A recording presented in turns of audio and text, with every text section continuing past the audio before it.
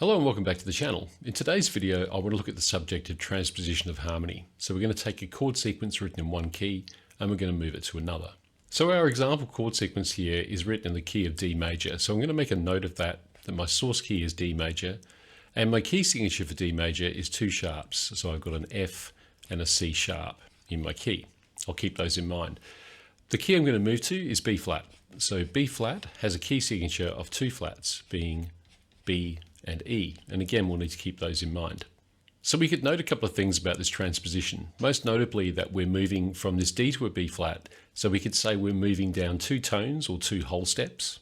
We could also say we're moving four semitones or four half steps, and in fact we could use that to just step through each chord and step it down four semitones, for example, and we'd end up with a result.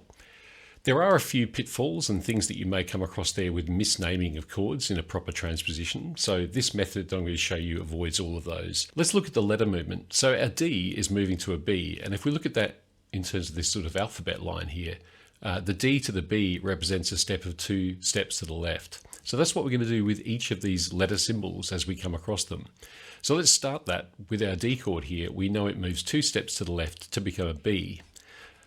Next, we need to look at what the quality of D is in terms of our source key. And what I mean by that, are Ds normally sharp, flat, or natural? Well, in the key of D major, our Ds are normally natural. In other words, this D is adhering to this key signature. It's not being altered in any way.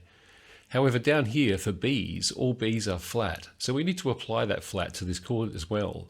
We need this B to adhere to its key signature like this D adhered to its. Moving on to the next chord, we know that this is going to be a B flat because we've already done the transposition from previous, but it's over this other root note, and this note here is an F sharp. So let's have a look at the F. In our key signature, all Fs are sharp. So once again, this F is conforming to the key signature. So if we just step down two steps to the left, F becomes a D. We know this is going to be a D of some kind, and we just need this D to conform to its key signature because this one did. And in the destination key of B flat, all Ds are natural, so we can leave that alone. So moving on, this next chord, the C, is going to become some kind of A because that's the letter we get, two steps to the left in the alphabet. So this becomes some kind of A. But let's look at the C. The C actually conflicts with the key signature. All of our Cs are sharp in the key of D major, but this is a C natural. So we just need to keep in mind that what we've done here is effectively we've lowered this a semitone. We've got rid of the sharp. So in our destination, our A's are normally natural in the key of B flat. But we have to do the same thing. We want to lower this a semitone, so we end up adding the flat to it. So this becomes an A flat chord. So moving on to our next chord, this is a G sharp minor. So if we just deal with the letter first, G becomes an E. So we can write an E minor here for the moment. And let's have a look at the G sharp, or the root of this chord, which is the G sharp. In our key signature, Gs are normally natural, so this has been raised by a semitone. From the key signature, all Gs are natural in the key, but this is a G sharp. So we can do the same thing here. Let's look at the E. In our destination, all E's are flat. So because we're raising a semitone, we need to be raising a semitone here as well. So this becomes an E natural, or we can just leave it as the straight E minor. Moving on to the next one, we have a D minor chord here. Well, we already know what the D transposition is. We did it a couple of times back here. The reason I've included this chord in the sequence is just don't forget, when you've got transpositions you've done previously, just be paying attention to the quality of the chord. It's a B flat minor, not a B flat major. Now let's just look at the final two chords here. We've got an A minor, so this A, stepping back to the left twice, becomes an F. And don't forget the quality of being F minor.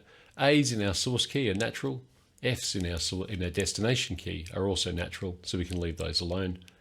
And then finally our last chord here, which is our D, which of course we transposed at the beginning. We just know that this is our B flat. So that's essentially it. And just to sort of recap what we did there is we just identified the letter movements that we needed to have to achieve our transposition. We were moving from some kind of D to some kind of B, and we found out what that was. We then applied that mask all the way across between our source and our destination and just made sure we respected the key signatures in both cases.